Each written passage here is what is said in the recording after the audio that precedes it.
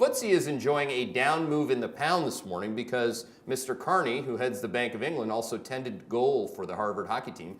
He went dovish a little dovish. Why?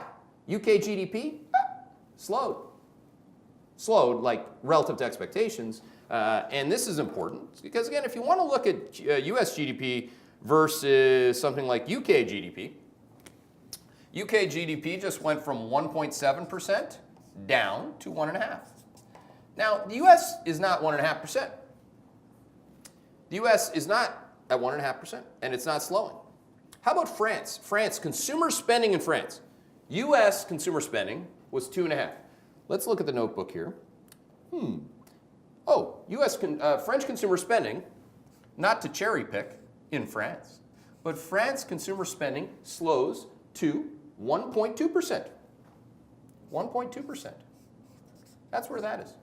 So this 1.2%, that's where French consumer spending growth was in the month of August. That is not that. This is U.S.A., okay? You can write it in blue. You can write it in red. You can put exclamation marks. You can put hashtags. U.S.A. is not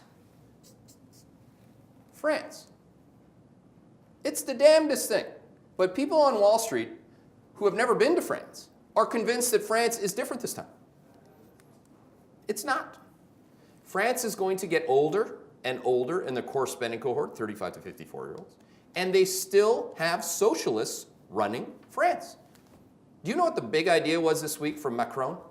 His other big ideas were to like ban the building of an Italian thing. His big idea was to superimpose the tax regime of France across the Eurozone, to harmonize that. We would like to harmonize that. Harmonize like taxes higher.